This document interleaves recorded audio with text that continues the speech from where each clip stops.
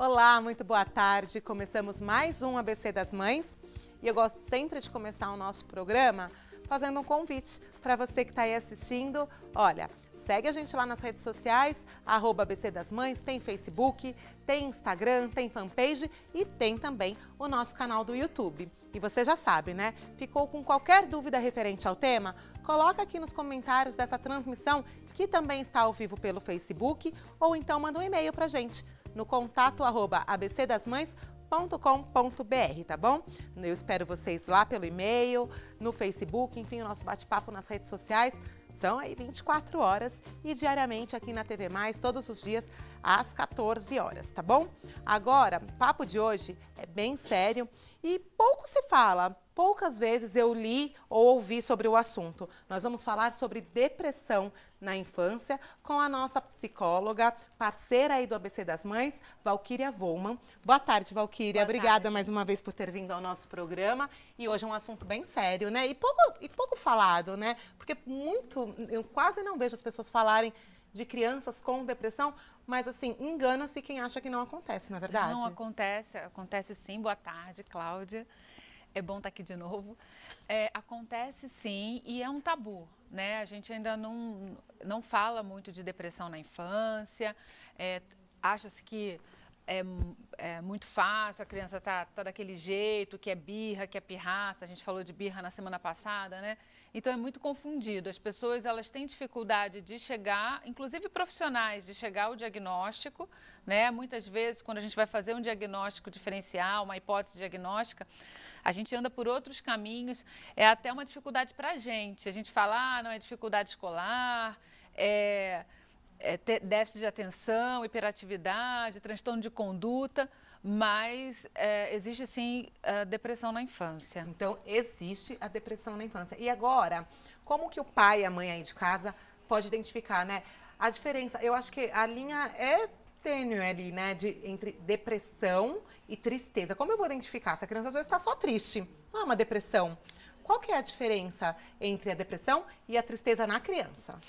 Olha, a tristeza, ela tem um objeto, né? A tristeza, você sabe por que a criança está triste, você identifica ali na situação um motivo. Então, você consegue, a gente fala assim, você consegue identificar o objeto, quer dizer, a causa, né? Tem um porquê. Estou triste porque perdi o meu brinquedo. Porque perdi o meu brinquedo. Estou triste porque, até por uma coisa mais grave, porque meus pais estão se separando, porque morreu a questão do luto, né? Porque faleceu ali um parente, a perda de um familiar, um cachorro. Então, isso provoca uma tristeza, mas é bem identificado a situação. O que precisa se preocupar é quanto tempo perdura, porque não é porque é só uma tristeza que pode ficar na tristeza. Dependendo de como for, a coisa pode até evoluir para uma depressão. Então, depende do período. Se perdurar ali por mais ou menos depois 15 dias, 20, já é bom se preocupar. Então, um exemplo aqui, se a criança passou por um luto, é normal ter a tristeza aí por uns 15 dias e tem que observar para ver se não vira uma depressão. É isso mesmo. Né? É basicamente isso. E quais são os sintomas mais comuns da depressão na infância? Né? Quando já passou da tristeza, quais sintomas a criança apresenta? A gente pensa logo de cara que depressão é a tristeza, é o choro, isso também faz parte. Mas na criança também a gente pode observar uma irritabilidade excessiva, uma falta de apetite extremo ou muita vontade de comer, falta de sono ou excesso de sono, desinteresse pelas coisas da idade, isso são pistas. Mas o mais importante é uma mudança de comportamento extremo. Quando a criança, que aí os pais conhecem os seus filhos, muda completamente o comportamento de uma hora para outra, repentinamente, e mantém-se nesse comportamento novo, estranho àquela família, é algo que chama atenção. E a depressão, ela pode, é possível ver criança a partir de que idade com algum tipo de sintomas de depressão, assim, mais comum de se ver? A gente fala em torno de 4 anos. 4 anos você já começa a identificar ali um caminho que pode se desenvolver para uma depressão. Você pode indicar, ter alguns indicadores. Mas veja, Cláudia, é importante também a gente dizer o seguinte, apesar da depressão estar sendo tratada hoje já como uma epidemia mundial, inclusive no Brasil, os índices nos últimos anos aumentaram, ainda a gente fala em números grandes, mas o percentual, apesar de ser grande, é 5%, 6%. É muita coisa porque a gente está falando no universo de bilhões de pessoas. Entretanto, o número de crianças, se a gente pegar o percentual, tem mais criança que passa por tristeza e por outras coisas do que com depressão. Porque também a gente tem que tomar cuidado com o excesso de diagnóstico, de tomada de desespero, aí, porque também existe um desespero por parte dos pais, de identificar como uma depressão algo que faz parte do desenvolvimento também da criança. Porque em algumas fases da criança, ela fica mesmo mais introspectiva. E isso não é sinal de que vai entrar numa depressão ou que esteja extremamente triste, necessariamente. Olha, e eu me lembro um pouco de mim nessa fase. Acho que por volta dos 10 anos eu passei por essa tristeza. Acho que talvez na transição. Eu era uma criança que não queria crescer. Eu nunca fui aquela criança que queria ser adulta. Eu me desesperava saber que eu já estava crescendo, que eu já estava perto de ficar adulta ou adolescente. Então tem que tomar cuidado com essas fases de transição, que pode ser comum a tristeza, né, normal, eu me sentia triste porque eu estava crescendo, né, e tomar cuidado para não ser uma depressão, aí o pai tem que tomar. Muitas vezes o próprio ambiente, ele vai ser facilitador para a depressão ou vai atuar também como um protetor para que aquela depressão não evolua, né? Tem também fator genético que a gente precisa também levar em conta aí, né? Uma predisposição genética. E quando tem um caso de depressão já diagnosticado na família, alguma coisa nesse sentido, há uma predisposição e o meio ele é importante. Então, esses ritos de passagem no desenvolvimento, você falou 10 anos, né? Sim. É bem ali na pré-adolescência, né? É um rito de passagem, são ritos que tornam o emocional mais instável, que pode desenvolver uma depressão, sim, mas é um momento onde há uma sensibilidade emocional maior do sujeito, da criança, né? Enfim, e que dependendo de como o meio age, como o meio acolhe, isso pode se desenvolver mais ou menos. Então, e a depressão, Valquíria, eu vi você falando, associou aqui também a tristeza, ela sempre vem... Ela parte da tristeza, então a pessoa desenvolve depressão porque ela está triste com alguma coisa? É sempre a partir desse princípio ou não? Tem nada a ver? Não, porque tem muitas vezes que a pessoa ela entra num estado melancólico e ela não consegue identificar que antes veio uma tristeza. É o mais comum, é o senso comum. Muitas vezes a pessoa ela é assolada por aquele sentimento, e aí a gente está falando um pouco aí, fazendo paralelo com o universo do adulto, né? Que é onde a gente consegue ter mais material para falar, porque a criança não consegue verbalizar aquilo que ela sente. Ela vai demonstrar isso em atitudes, ela vai demonstrar num desenho, num comportamento, numa brincadeira, e às vezes não é nem fechado aquele episódio, aquela coisa característica ali do depressivo, que não quer abrir a janela, que não quer levantar da cama. Não, a criança muitas vezes vai brincar demonstrando um ambiente de extrema agressividade e vai verbalizar e vai falar também da autoestima, de como tá, mas tudo de uma forma lúdica. Então não dá para a gente dizer exatamente o que veio primeiro, o ovo ou a galinha, porque muitas vezes a depressão ela assola, às vezes pode ser até inclusive uma questão hormonal. Hoje reconhece-se muito o papel importante da vitamina D na regulação aí desses sentimentos, dessa questão da tristeza. Então, isso também precisa ser levado em conta. Olha, então são vários fatores aí. O ideal é nós pais estarmos sempre atentos aí, né, a qualquer sinal.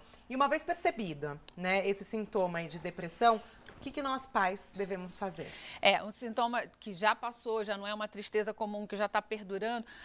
Eu acho que o melhor caminho, primeiro, são os pais que estão ali, observarem isso na criança, tentar acolher, tentar ouvir, tentar entender. É muito importante também identificar se isso acontece também em outros contextos que não na família. Na escola, em algum outro curso que a criança faça, ou ver se é só com a família ou se é com alguém, outros responsáveis que cuidem da criança. Uma vez detectado que precisa de ajuda, o melhor caminho é primeiro retornar ao pediatra. O pediatra ele vai vai excluir qualquer sintoma biológico, hormonal, qualquer doença física que possa também estar provocando aí esse retraimento. Às vezes é alguma coisa que está provocando dor e a criança não sabe dizer. Então a gente precisa excluir isso. Uma vez excluído tudo isso, verificando que a criança está em sofrimento, aí vale a pena uma avaliação psicológica.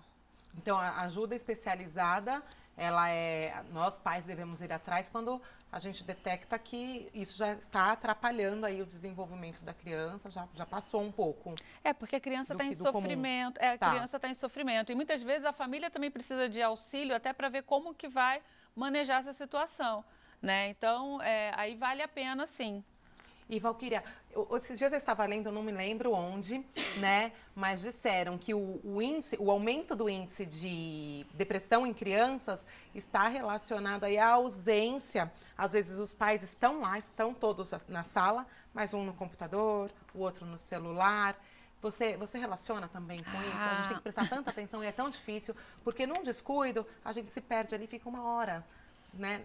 No tablet, no celular, enfim. Pois é, parece até clichê, porque hoje a gente está se dando conta de como isso está influenciando, mas não é por acaso que os índices de depressão, eles têm aumentado muito nas últimas décadas, o nosso comportamento mudou muito, Sim. Né? Então a gente fala muito que a criança, hoje os pais já internalizaram que a criança ela não pode ficar muito no tablet, no celular, mas os pais não saem do WhatsApp, não saem das redes sociais. Então, é uma mudança de comportamento na família e que provoca, assim, eu relaciono.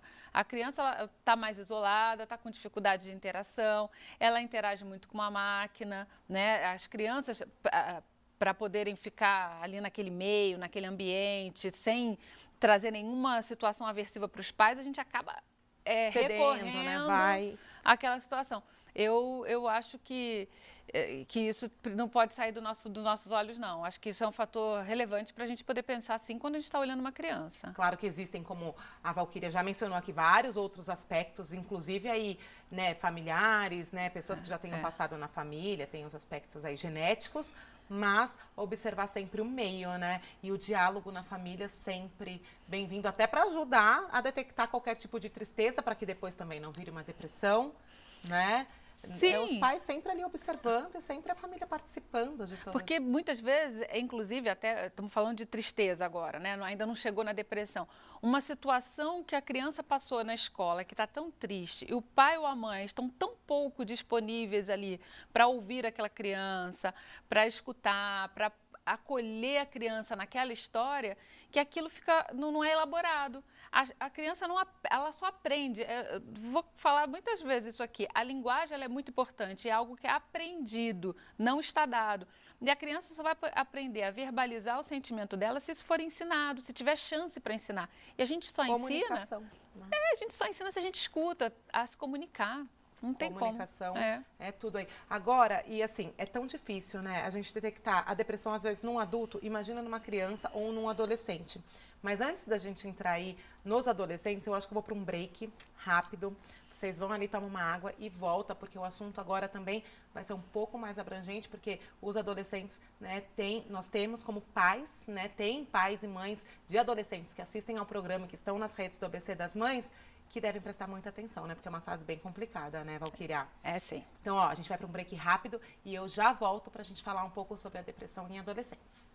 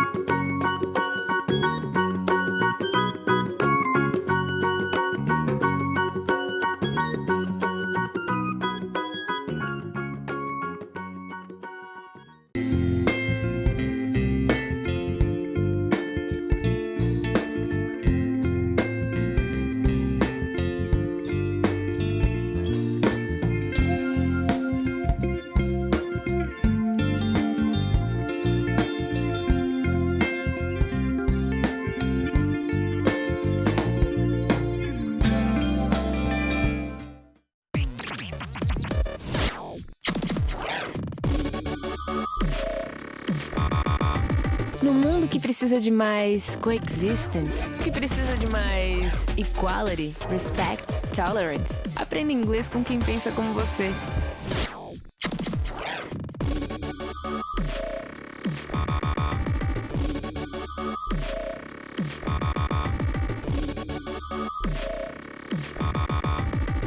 IASE, você cidadão do mundo.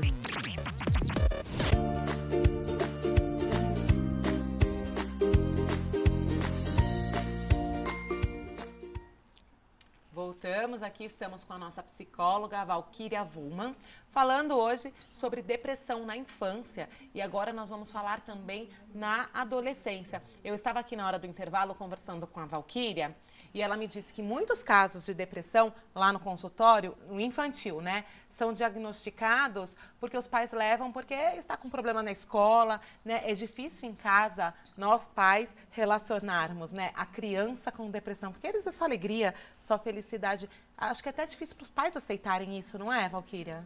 Não, é muito difícil, sim. É difícil para os pais identificarem, para a escola, porque vem pelo problema de aprendizagem e até para a gente. Assim, eu tô quando eu recebo uma família, né, por conta de uma criança que vem procurar atendimento, eu sempre preciso escutar primeiro os pais. E na primeira escuta, a gente procura não fazer nenhuma ideia da criança, mas é inevitável que a gente pense, pode ser que seja isso. E na hora, não é que surpreende que a tristeza ali já está evoluindo para uma depressão e não aparece? Porque é isso, né? Aparece como irritação, como dificuldade de aprendizagem.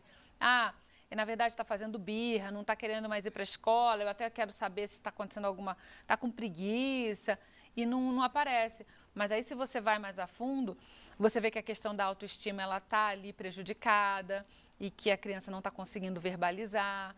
E é isso, né? É uma caixinha de surpresa. A criança é uma caixinha de surpresa. São tantos gente. detalhes, né? Aí agora, antes de nós irmos para o intervalo, eu perguntei aqui para a Valquíria, né? Porque já é tão difícil. O diagnóstico da depressão num adulto é difícil, numa criança, muito também. E quando isso acontece na fase da adolescência, que por si só já é uma fase mais confusa, né? E aí, como funciona, né? E como identificar e prestar atenção nesse adolescente? Porque, como eu disse, essa fase já sozinha já é bem complicada, né, de se passar. É complicada, mas a gente esquece disso com muita facilidade, né?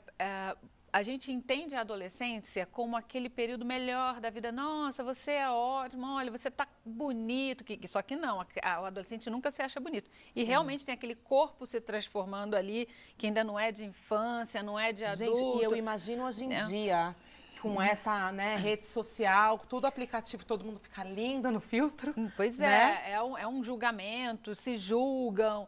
Então, não é nada fácil ser adolescente. E a gente esquece disso com muita facilidade. E muitas vezes os pais não acolhem. Os adolescentes, eles costumam dar mais dicas de que algo não vai bem do que a criança.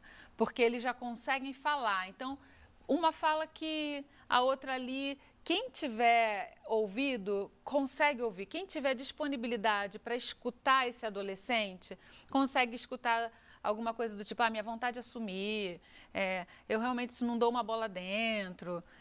Tá bom, tudo dá errado mesmo. Então, uma frase, outra que se repete, aparece, volta a aparecer, é importante que a gente acolha. Mas, às vezes, os pais também, Cláudia, têm dificuldade de acolher porque não sabem o que vão fazer com aquilo também. Porque é uma situação muito delicada, né? Isso volta para a gente. Onde é que eu estou falhando? Né? Então, a gente quer que aquilo suma de uma vez por todas. Então, a gente também, às vezes, acaba passando por cima dessa situação, a gente enquanto pai, mãe, né? E não acolhendo ali aquela dica que o adolescente muitas vezes está dando para a gente não enxerga. Então tem que prestar atenção. E uma vez que o pai ou a mãe não enxergue, né, qual que é o risco, né, de um adolescente aí com depressão? Porque tem de tudo a piorar aí nessa fase, né? Quais são os riscos que os pais, que a família podem enfrentar se não for corretamente, né, feito o diagnóstico e o tratamento? São muitos riscos, Cláudia. A criança, o adolescente agora, ele pode não desenvolver, passar por essa fase de uma maneira adequada, ter prejuízo acadêmico, pode ter prejuízo emocional, prejuízo interpessoal aí nas relações sociais dele. Pode aparecer aí uma fuga pelo uso e abuso de álcool, drogas lícitas e ilícitas, que também é um mundo que se abre aí na entrada da idade adulta. E pode também, inclusive, a gente ter aí, como tem aparecido muito e que também é um tabu, a questão do suicídio. Isso é algo, é fato, a sociedade ela tem dificuldade de falar sobre isso, isso é real, acontece, e mesmo às vezes acontecendo em alguma comunidade, em alguma escola, a maneira que a comunidade encontra de lidar com isso é o silêncio. Ela não entra na abordagem, né? Então, isso é muito, muito delicado. Inclusive no Netflix tem acho que é um seriado, um documentário sobre 30 Reasons Why. Esse, né? Já tá na segunda fase já. Tá, terminou, E assim, e eles tratam sobre o suicídio, né? Mas falando do bullying, né? Que foi esse, né? Que ocasionou o suicídio, foi o bullying. Foi o bullying, mas assim, foram situações, né? Não chegou... Que levaram... que levaram... Eu assisti as 2 temporadas, até porque isso era tema no consultório, aparecia muito adolescente falando disso. Tem hora que eu me obrigo a ver desenho, ver série. Para saber o que está acontecendo, né? Para saber o que está acontecendo. E esse foi um que eu assisti do começo ao fim. E o bullying, ele aparece, ele é uma consequência, né, de uma série de situações desconfortáveis que a adolescente, a protagonista, ela passa. Mas o mais interessante é isso, ela dava sinais. Na segunda temporada, que eles retomam isso, começa a aparecer os sinais que ela dava de que não ia bem e a falta de acolhimento, né? Primeiro porque ali tinha uma rede totalmente despreparada.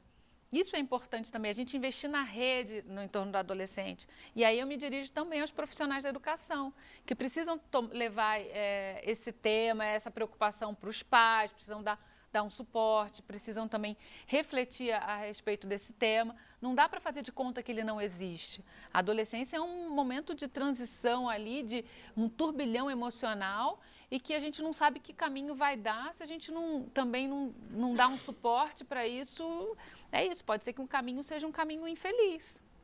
Então, mais uma vez, todos que estão à volta aí desse adolescente, observar. E, Valquíria, e os adolescentes que procuram, quando é feito o diagnóstico de depressão no adolescente, geralmente no seu consultório, eles, os pais levam, eles chegam até você, a escola orienta que os pais procurem, né? Como que geralmente chega no consultório?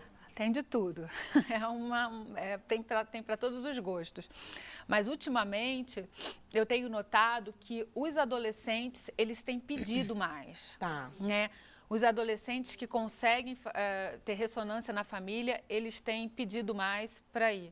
Acontece caso do adolescente chegar antes da família, do adolescente me procurar, e como é adolescente, é menor de idade, eu não posso seguir também sem o aval da família, sem o consentimento da família e eu preciso também reportar para a família ali alguma situação de maior risco. Eu falo muito para o adolescente o seguinte, olha, o que a gente está tratando aqui fica entre nós. Uma situação que eu observe que eu preciso reportar aos seus pais, ou você vai fazer primeiro, ou a gente vai fazer junto, ou eu vou fazer.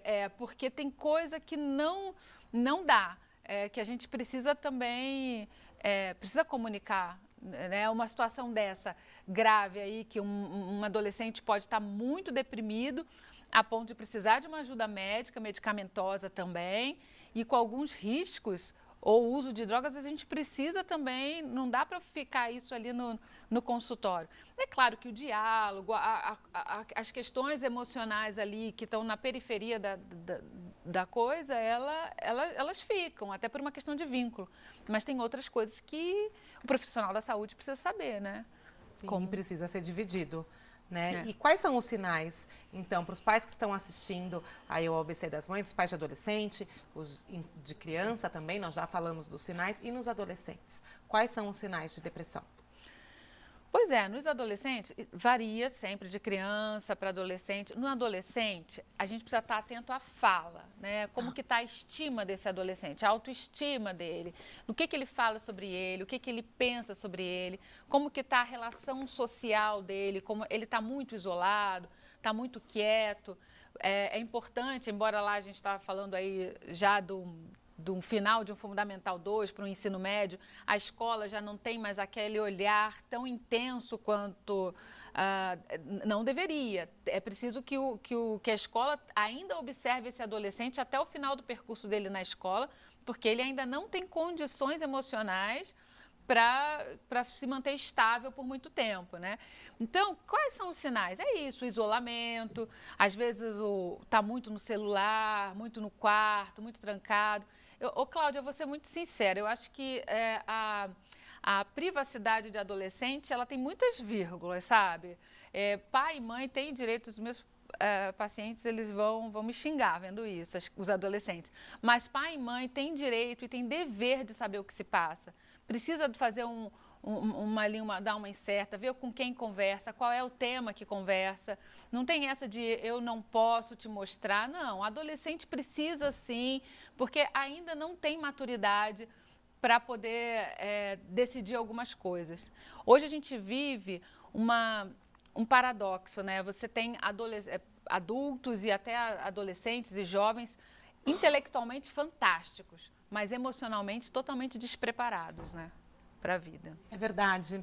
E a Valquíria está falando aqui e só me vem à mente assim, o diálogo, a família, porque a privacidade, tudo que ela falou, tanto do diálogo para não gerar, né, para que as crianças não se sintam aí sozinhas, voltando lá na infância, quanto para esse adolescente que quer a privacidade, mas vai ser muito mais fácil dele se abrir, de repente dele expor e até de procurar ajuda, de ter ajuda. Acho que o diálogo é a base de tudo na família, né? É isso que a gente tem que prestar atenção, muita atenção. Sim, né? Sim, sem dúvida, Cláudia. Olha, tem uma família que fez um negócio que eu achei fantástico, que foi o seguinte, combinaram de que chegando em casa 1 hora, acho que foram 2 horas por dia à noite, todo mundo ia colocar o celular numa cesta. Ninguém da casa ia ficar por 2 horas sem mexer no celular. E aí, nesse momento, eles iam jantar, iam conversar e tal. Depois, estava liberado. Então, estabeleceram ali, eram todos adolescentes e os pais. Então, eles combinaram, olha, chegou aqui a hora que recolhe o celular, guarda e depois... Então, estabeleceu aí um resgate do diálogo. Porque é isso, ali na família é onde vão ser passados os valores para aquele adolescente, para aquele jovem. Vão ser passadas as estratégias para lidar com um turbilhão emocional, uma situação de conflito. Então, mais do que um profissional, antes do profissional entrar, a família precisa... Não tem como a gente operar sozinho, a gente sempre opera junto com a família, porque é ali que a gente precisa resgatar. É a base de tudo, né, Valquíria? Ai, adorei. Tema super interessante. Espero que que a gente tenha conseguido esclarecer aí todas as dúvidas de vocês. Ficou com alguma dúvida? Escreve aqui nos comentários dessa transmissão. A Valquíria acompanha sempre aqui com a gente. E eu te espero na próxima semana, Valquíria, com mais um tema aí pra gente debater com os pais. Estaremos aqui, sim. Obrigada mais uma vez pela sua presença, viu? E, gente, nosso programa vai ficando por aqui hoje. Quero agradecer ao meu look, que de hoje é do Aqui Show Moda. Um beijo para todos vocês aí da Aqui Show. O nosso cenário, que é da Especialista. E agradecer mais uma vez, de novo aqui, a audiência de todos vocês. E dizer que amanhã nós estamos de volta. Um beijo.